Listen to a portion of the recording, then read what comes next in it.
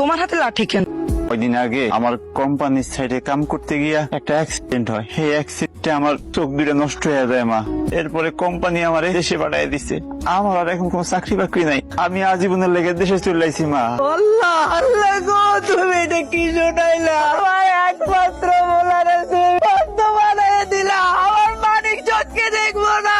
দেখে শুনে কাজ করতে পারো নাই। এখন যে কোম্পানি তোমার দেশে পাঠাইয়া দিচ্ছে, এখন আমরা খামু কি পড়ুম কি? এখন যে তুমি আন্ধ হয়ে গেছো, এখন আমরা খাওয়াইবো কি? এগুলা তুমি কি কইতাছো বউ?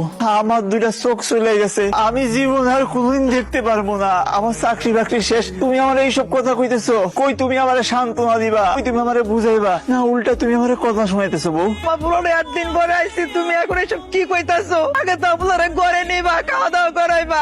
আমার লাগে আম্মা, এই যে জায়নামাজটা তোমার লাগে বুঝছো, বেশি কিছু আনতে পারি নাই। বিদেশ যাওয়ানোর পর পরই তো আমার অ্যাক্সিডেন্ট হয়েছে। বুঝোই তো হাতে টাকা পয়সা নাই। বাবা, এটার কি দরকার ছিল? তোরে যে আল্লাহ আমার বুকে ফিরাই দিচ্ছে, আল্লাহর দরবারে লাখ লাখ শুকরিয়া। তোর যদি কিছু হয়ে যেত তাহলে তো আমি বাঁচতাম না। আমি বাঁচতাম না রে বাজান, আমি বাঁচতাম না। হয়েছে, আপনার কান্নাকাটি বন্ধ করেন। এখন আজান দিছে, যাই নামাজ পড়েন। আপনার জিনিস বুঝা পাইছেন তো? জান, আপনার পোলার লগে আমার বহুত হিসাব নিকেশ আছে।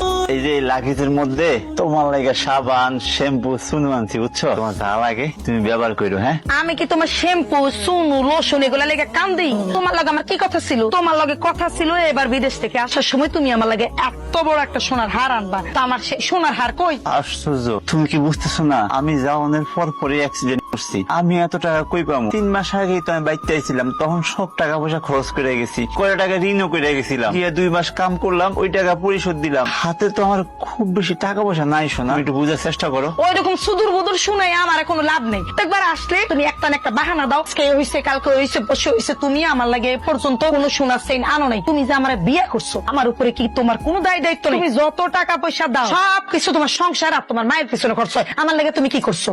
ফোন বাজতেছে মনে হয়, এইদিকেই তো। মারিয়া, মারিয়া, তোমার ফোন বাজতেছে। কই তুমি? এসে ফোন বাজতেছে তোমার। ফোন কাইতে দিলা কেন? কে ফোন দিছে? আর বললো না, মোবাইল কোম্পানি ফোন দিচ্ছে। সারাদিন ফোন দেয়। ফোন ধরলে কি নতুন নতুন বন্ধু পেতে চান, তাইলে এক চাপ দেন। আমি খেয়ে ঘুমো তাড়াতাড়ি বয়ে রয়েছি। আর শোনো, আমার ভাইয়ের লগে কথা কইছি। আমার ভাই আমার একটা বুদ্ধি দিচ্ছে। কি বুদ্ধি? আমার ভাই কইছে, আমার ভাইরে যদি তুমি 10 লাখ টাকা দাও, ওই 10 লাখ টাকা দিয়ে আমার ভাই একটা ব্যবসা করবো। তো প্রতি মাসে মাসে আমার কিছু টাকা দিব। এই টাকা দিয়ে ধরো আমার সংসারে খরচ চলবো। আর তুমি তো আন্ধ হয়ে গেছো, তোমার চোখের চিকিৎসা চলবো। কি কইতেছো তুমি এগুলা? 10 লাখ টাকা? এত টাকা আমি কই পাবো? এতদিন যা করে সাহায্য করছো, এগুলোর কাছ থেকে নিবা। তোমার মায়ের যে লক্ষ লক্ষ টাকা পাঠাইলা, তোমার আত্মীয় স্বজন করে টাকা পাঠাইলা, এখন তুমি বিপদে পড়ছো। এখন করে কইবা আমি একটু ঝামেলায় পড়ছি, একটু বিপদে পড়ছি। আমার বিপদের সময় আপনারা আমার একটু উপকার করেন। দেখো, আমার মা, আত্মীয় স্বজন